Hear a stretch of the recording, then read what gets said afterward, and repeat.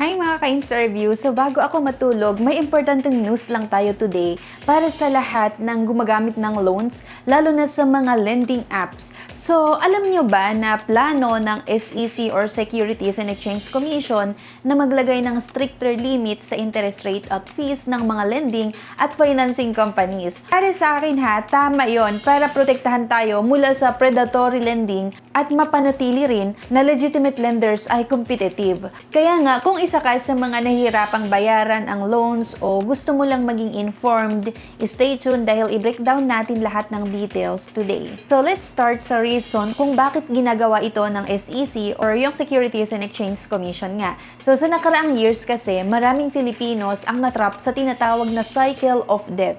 May mga online lending apps at yung mga financing companies kasi na sobrang taas ng interest rate at yung mga hidden fees. Yung kapag late ka magbayad, may abusive collection na minsan, pinapahiya ka publicly o sinisigawan ka sa tawag. Kaya nga, ang SEC sa pangunguna ni Chair Francis Lim ay nagsabi, through responsive policies and stronger enforcement actions, we want to make sure lending practices are fair, transparent, at aligned sa consumer protection standard. Basically, gusto nilang protektahan ang borrowers habang hindi pa pinapahina ang legitimate lenders. Ngayon, talakayin natin ano nga ba ang proposed rules ng SEC. Una, yung applicability para sa unsecured general purpose loans na hindi hihigit sa 20,000.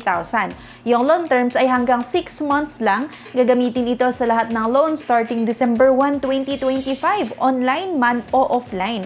Number 2, yung interest rate at fees. Ang maximum nominal interest rate ay 6% per month o 0.2% per day. Ang effective interest rate naman kasama na lahat na fees, 10% per month or 0.33% per day. So late payment fines ay hanggang 5% lang per month. So total charges hindi dapat lumampas sa principal na hiniram.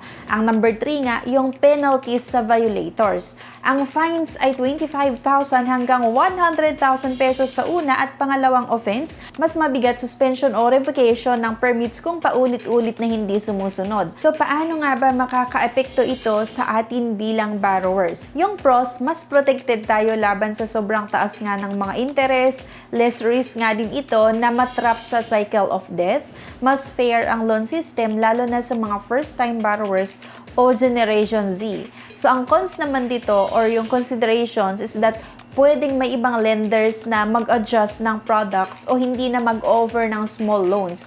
Kaya kailangan nating maging responsible borrowers pa rin dahil kahit may cap, huwag pa rin magpabaya sa pagbayad.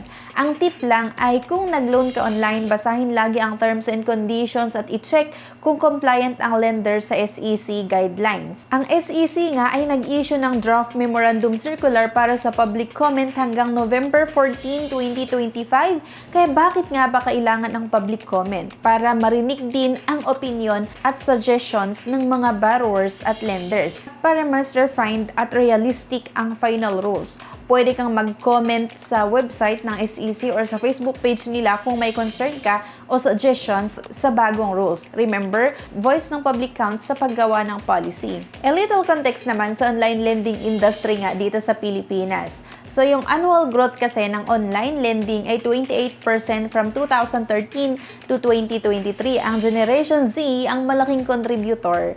Noong 2024, ang total app downloads ay umabot sa 73.5 million o 56% increase from 2023. Pero kasama ng growth, may problema rin. Yung increase sa online harassment at yung unethical collection practices. Ayon nga sa PAOK report, 156,000 complaints per month. Maraming victims na nagre-report ng harassment. Ang ibig sabihin, maraming kababayan natin ang naapektuhan ng predatory lending.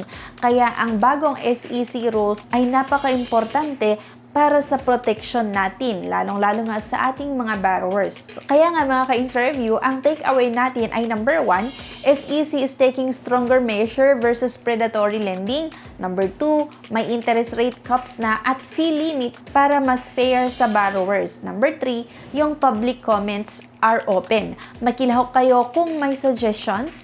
Number 4, lagi tayong maging responsible borrowers at i-check ang legitimacy ng lender bago mag-loan. So ito nga yung post ng Securities and Exchange Commission ng kanilang Facebook page. So the Securities and Exchange Commission is looking to enforce a stricter limit on interest rates and other fees imposed by lending and financing companies as part of its intensified campaign to protect borrowers from predatory lending while ensuring the viability and competitiveness of legitimate lenders.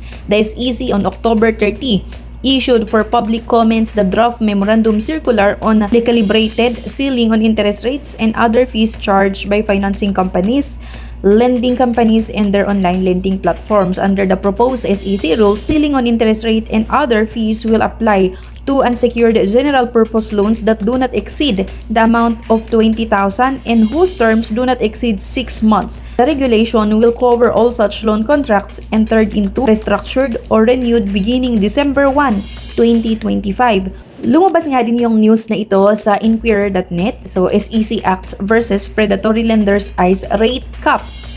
Ayan, ito ha, the Securities and Exchange Commission is taking tougher measure against scheme that have victimized and trapped thousands of Filipinos in cycles of debt as it plans to impose limit on interest rate and other fees charged by lending and financing firms.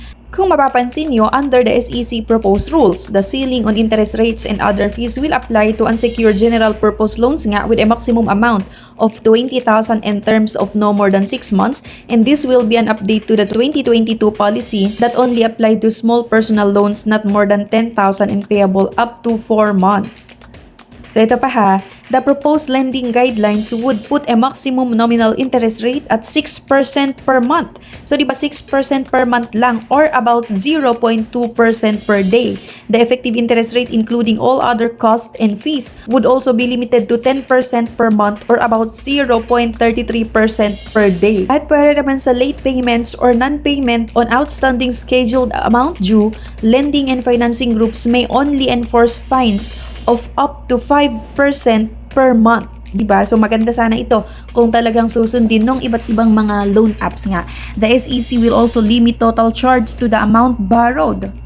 Ayan, credit providers that fail to comply with the interest rate caps would face a fine ranging from 25,000 to 100,000 pesos for the first and second offense. Heavier penalties including suspension and revocation of permits may also be slapped on non-compliant companies. The SEC said the move intend to reflect current socio-economic conditions. The number of borrowers struggling kasi under excessive interest rate has continued to grow in a recent year. At yun nga, to trap our fellow kababayans in cycle of debt. Sabi nga ni SEC Chair Francis Lim. Mababasa nyo nga yung buong statement sa Securities and Exchange Commission Philippines Facebook page. At syempre, pwede nyo i-click yung link nun para ma-reroute kayo dito sa Inquirer.net. So mababasa nyo lahat. Okay, so sana talaga makatulong. At sana talaga patupad na agad-agad, diba?